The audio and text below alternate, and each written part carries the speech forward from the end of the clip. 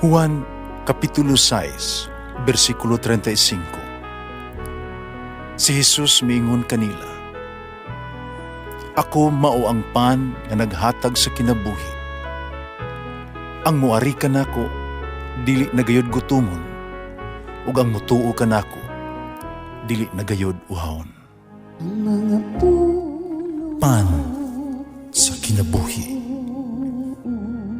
maglikon unta sa mong pagtuo ug gagaka kami sa pagtuman sa imong mahal nga kasuguan. Ginoo na kaninyo. Santos nga Ebanghelyo sumala ni San Mateo. Nibiya si Jesus ni atong dapita, samtang naglakaw siya sa duha ka buta nga lalaki misunod kaniya. Naninggit sila, "Anak ni David, kaluoy taon kami." Sa kasulod na sa Jesus sa balay, miduol kaniya ang duha ka buta, nangutana siya kanila, "Nagtuo ba kamo nga makaayo ako kaninyo?" Sila mitubag, "O sir." Unya gihikap ni Jesus ang ilang mga mata, umingon siya, "Maayo kamo sumala sa inyong pagtuo." Ug sila nakakita na. Unya gipinahan sila ni Jesus nga dili gayud pagganugilo ni ini kang bisan kinsa. Apan milakaw sila, gisangyaw hinuon nila ang balita mahitungod kang Jesus sa tanang dapit ni atong dapit yutaa. Ang Ebanghelyo sa Ginoo. Pasalamati ang Ginoo kay siya maayo, ang iyang gugma mulungtad hangtod sa kahangturan. Pasalamati ang Diyos sa tanang mga Diyos, ang iyang gugma malungtaron.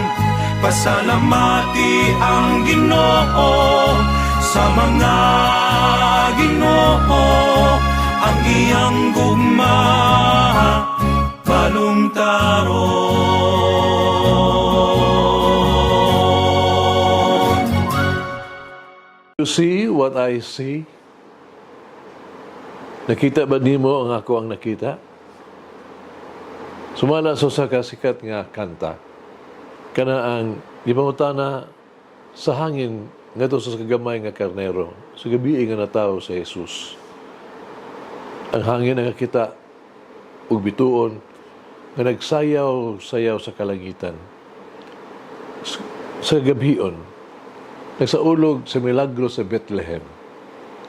Kini usa ka talan-awon sa kahinam ug katingala, usa ka langitong panan-awon nga nakakita sa usa kabuta nga labaw pa sa usa ka bituon. Atong mahanduraw ang mga buta sa pagbasa sa Ebanghelyo karon. Nagsulti kang susama ni ini. Nakita ba nimo ang among nakita? Do you see what I see? Siyempre, nahibalaan unta nila nga ang tanan sa ilang palibot nakakita sa katahom sa kinaiyahan. Apan handurawa kini mga tawhana nga nagsulti mahitungod sa langitnong pananawon. Handurawa sila nga nangutana, "Nakita ba nimo ang Mesiyas?" Ang usa nga nangmantala sa kaluoy sa Dios o nga nagdalag kaayuhan bisan asa siya moadto. Makita ba sa mga mata sa imuhang kasing-kasing? Sayon nga makita sa usa ka yutan-on nga pananawon ang atoang pamilya, atong silingan, atong mga kauban sa trabaho, bisan ang atoang mga obligasyon ug mga challenges hagit. Apan ang Pasko mao ang mahitungod sa Dios nga nagtabang kanato sa pagtan-aw sa mga butang nga ang ato ang yutan-on ng mga mata dili gayud makasabot. Kini nagpakita kanato sa usa ka bata nga mao ang Dios. Usa ka mabdos nga babae, no? Nagsabak nga walay sala nga ulay. Ug usa ka bituon nga mao ang usa ka timaan sa kaluwasan. Kini nakatabang kanato. Tanawa nga to ang kagalingon ug ang mga tao sa atong palibot sa kabag-ong paagi usab ingon nga pinalangga nga mga anak nag-iisip ni Jesus nga takos nga mamatay ug ingon nga mga templo sa iyang kaugalingon nga balaang espiritu. So sa pag-iha nato mapauswag ang ato ang espirituanhon nga mga pananaw. Pinagis pagsunod nining duha ka buta sa ilang panig-ingnan. Sa makadungog nila mahitungog kang Jesus, ituo sila o siya nakaayo kanila. Puso sila may sunod kang Jesus na nagsinggit hangtod nga siya mihunong, milingi kanila. Dayon sa dihang nangutana siya kung sila mituo ba nga siya makaayo kanila, sila masaligong mitubag ug oo. Ug ni ana nabuka ang ilang mga mata. Kita makasunod kang Kristo ubay samang matang sa pagtuo ug padayon sa paghangyo kaniya sa pag-abli sa tuang mga mata. Dili usab kini usa ka komplikado nga butang. Pagkasiguro kita nga nag-google kita og panahon kada adlaw sa pag-ampo o pagbasa sa kasulatan. Mahimo kitang nagubinantayon sa paghinulsol bisan unsa nga mga sala nga kaha makapadaot sa tuang tanlag. Ubahimo natong sulayan ang atuang pinakamaayo nga pagtagad sa mga tao sa itong palibot uban ang gugma o pagtahod nga angay kanila.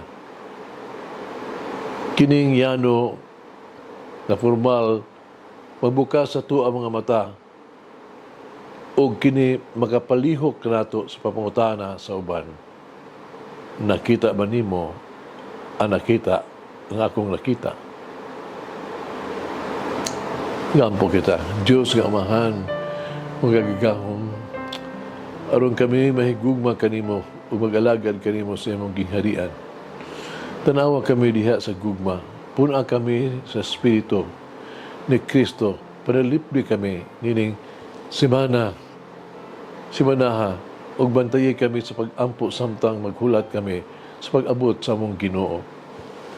O Seso Kristo, kinsa mao ang kahayag sa kalibutan, kinsa buhi og hari uban kanimo ug sa Espiritu Santo, Dios nga usa hangtod sa kahanturan. Amen. O may reveal my areas of blindness so I may seek the healing touch of Christ. Mulangin ang Diyos magagahom sa tanan, Amahan, Anak, Espiritu Santo. Amen.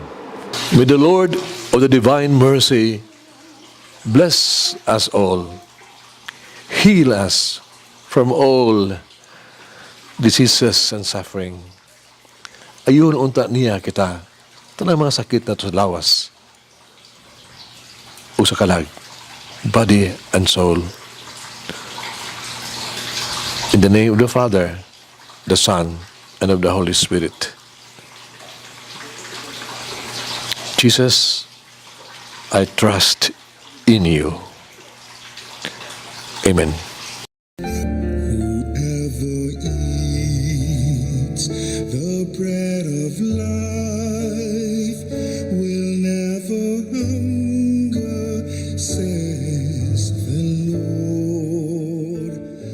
Kay galaan inyong nabati ang pagpaambit ug hamubong pamalandong sa pulong sa Dios pinaagi sa tulumanon pan sa kinabuhi nga gidumala ni Monsignor Daddy Silva.